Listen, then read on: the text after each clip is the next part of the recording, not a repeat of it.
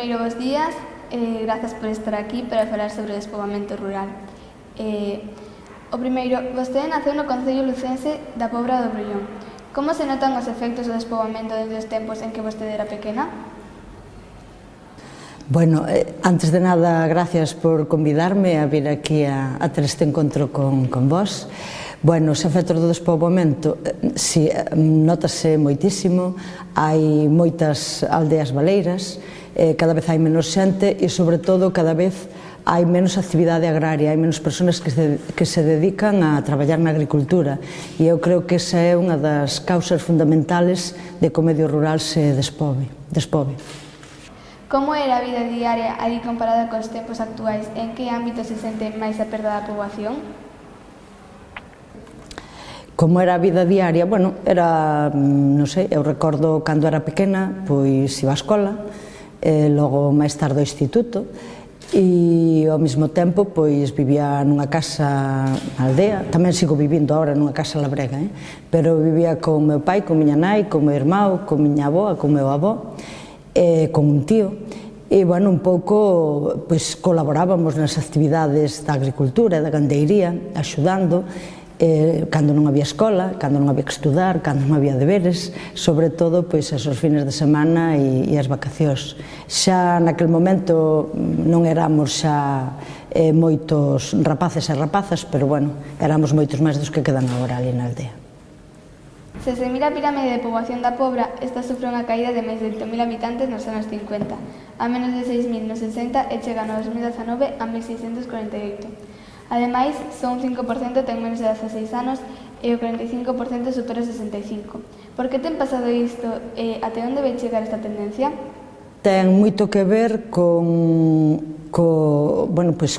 ataque que houbo á actividade agraria, que é a eliminación das explotacións agrarias, non? Eso por un lado, e por outro lado, creo que tamén ten moito que ver co concepto que temos, non, de valorar máis o que é a vida urbana, o que é a vida no medio rural. Prímanse socialmente os modelos urbanos frente aos modelos de vida no medio rural, pero eu creo que o fundamental é a falta, a caída da actividade económica que sostén o medio rural. Se non hai actividade económica na agricultura, se non hai postos de traballo na agricultura, se non se xenera esa dinámica, pois o medio rural despóboase, pero dunha maneira importante. Pero eu creo que no caso galego hai que ir un pouquiño máis alá, non? Porque empezamos co despoboamento do medio rural, perdendo a poboación, perdendo vida no medio rural, pero agora tamén nos sentimos como nas cidades as persoas non teñen xa postos de traballo para todo o mundo e moitos mozos e mozas, especialmente a partir do 2008, teñen que marchar fora para vivir e para traballar, non? Entón eu creo que non é concebible o desenvolvemento dun país e ter vida e poder ter actividade nun país se perde o medio rural, e eu creo que esa factura estamos vivindo tamén no urbano, non? Vostede foi secretaria xeral do Sindicato Labrego Galego dende 1989 ata o 2007. De que xeito se ven loitando desde a política contra a saída da xente das aldeas? Bueno, pois eu creo que hai dous ámbitos de loita fundamental, non? O intentar autoorganizar os labregos e labregas, intentar autoorganizar a xente que vive da actividade agraria para defender o seu medio de vida, non? Porque, as políticas agrarias son moi agresivas, por eso se está perdendo a actividade agraria. E eu creo que esa é unha actividade fundamental, pero outra que non é menos importante é tamén loitar por un modelo de desenvolvemento da agricultura moi distinto ao que se está impulsando desde as políticas e, sobre todo, neste momento, desde a política agraria común, que digamos que é o marco que marca as políticas agrarias. Esos son os xeitos de loita, non? Nos pensamos que a produción agraria ten que enfocarse basicamente para a alimentación das poblacións locales como obxectivo prioritario, para os mercados locales e de proximidade. Pensamos tamén que ten que ser de base agroecolóxica, que ten que ser un xeito de producir que non use pesticidas, que non use herbicidas, que non use métodos que sexan agresivos para o medio e para as persoas e para a saúde, e, bueno, digamos que son os cauces nos que estamos loitando. Tamén unha das actividades moi importantes que levou adiante o Sindicato Labrego Galego foi a organización da Secretaría das Mulleres como un instrumento para que as mulleres labregas pois reivindiquen ou reivindiquemos os nosos dereitos, o recoñecemento dos nosos dereitos como mulleres. No 2008 comeza unha crise económica moi forte. Como lle leva afectado esta crise ao despoblamento do rural? Bueno, eu volvo un pouquiño a incidir no que falaba ao principio, non? De que o ataque á actividade agraria, o ataque á economía labrega, a falta de unhos precios que cubren realmente os costes de produción e remuneren o traballo, pois vai incidindo. Pero, bueno, tamén hai, por outro lado, pois persoas, sobre todo persoas mozas, que, bueno, neste contexto de perda de postos de traballo e que non hai moitas alternativas para empregos, que están volvendo ao campo e están volvendo ou intentando iniciar a actividade agraria e, sobre todo, con un concepto novo. Sobre todo, van a establecerse, a desenvolver a súa actividade na perspectiva do que é a agroecoloxía, a venta directa, producir para o consumo local, e eu creo que iso é un aspecto positivo. De todas formas, non chega co voluntarismo, non chega con que a nivel individual que iramos quedar no medio rural, que haxa persoas novas que se queiran incorporar, é moi importante, pero fan falta políticas activas para apoiar a esas persoas, non? Nós, por exemplo, desde o sindicato estamos reivindicando que o diñeiro público que se está dando á agricultura a través da política agraria común se redistribuya e que todas esas persoas que queiran traballar na actividade agraria e que queiran traballar con unha perspectiva de agroecoloxía, pois que reciban unha axuda, porque na maioría dos casos, pois a pesar de que se nos di que estamos moi preocupados todo o mundo polo cambio climático, que estamos moi preocupados polo medio ambiente, síguese apoiando co diñeiro público desde os gobernos esas políticas agrarias que son nocivas e non se apoia para nada a estas persoas que están traballando desde a perspectiva da agroecoloxía. Como pensa que se levan enfrontando as administracións aos problemas de despoboamento do rural nos últimos 25 anos? Bueno, eu creo que non se está facendo absolutamente nada, non? Eu creo que para afrontar realmente os problemas de despoboamento do medio rural, o que hai que facer é poñer as bases para que a xente traballe e queira vivir no medio rural, e iso pasa por apoiar a instalación das persoas, pasa por apoiar e blindar servicios públicos de calidade no medio rural, e servicios públicos de todo tipo, escolas, sanidade, pero tamén o transporte público. Bueno, para nós eso é fundamental, é a única maneira de que a xente se quede a vivir no medio rural, de que nos quedemos a vivir no medio rural, e que haxa, pois, que se volva a poboar, non? Por decirlo así, de alguma maneira. E se iso non se fai, pois todo o demais non deixa de ser cantos de sirea, non? Un dos problemas é a falta de servizos no rural, transporte, bancos, supermercados, etc. De que xeito se poden recuperar e como afectaría a volta de xente nova? Bueno, creo que é un pouquiño, xa creo que me anticipei un pouco, non, a esa pregunta. Eu creo que iso que hai que facer desde o goberno galego, desde o goberno do Estado, desde a Unión Europea, hai que ter unha visión clara de blindar os servicios públicos no medio rural, non? Iso é fundamental para que calquera persona se queira quedar a vivir nun sitio o ter pois todos esos servicios, incluído o transporte. E tamén hai o acceso, por exemplo, a internet, que no medio rural é moi difícil.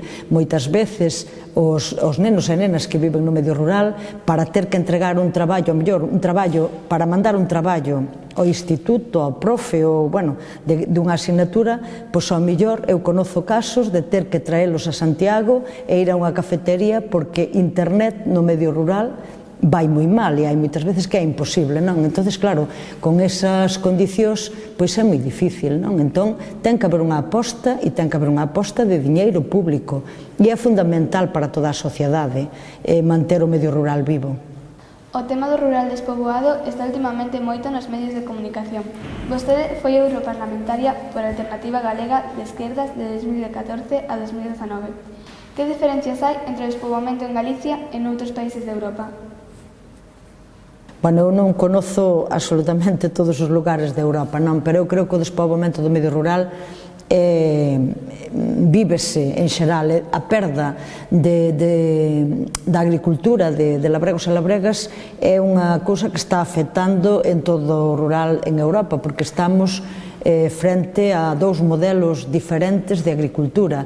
A agricultura que se promove desde as institucións europeas é unha agricultura intensiva que elimina explotacións, e iso vai en detrimento do medio rural en todas partes. É verdad que hai outros lugares da Unión Europea pois que manteñen un certo atractivo para que persoas non labregas vivan no medio rural, pero moitas veces o medio rural non deixa de ser como unha especie de sitio dormitorio onde a xente vai dormir, pero que despois se ten que desplazar para ir traballar fora, non? Entonces, nós, se queremos un rural vivo, ten que ser un rural onde haxa moitas oportunidades de traballo no medio, non? E iso, volvo a repetilo unha vez máis, e nunca me cansarei de repetilo, pasa por potenciar o empleo na agricultura, que haxa unha agricultura viva, porque se non hai base económica na agricultura, o medio rural é moi difícil de que se sosteña, non?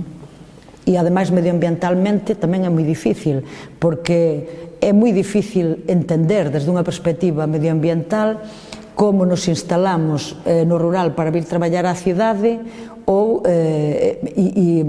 non sei, é un pouco difícil. Entón, se houbera máis oportunidades no medio rural, non habería que facer esos desplazamentos diarios, non? Que son, bueno, desde o punto de vista ambiental moi complicados, e tamén en canto á vida das persoas, pois non deixan tamén de ser moitas horas de transporte para chegar ao traballo e volver á casa, non?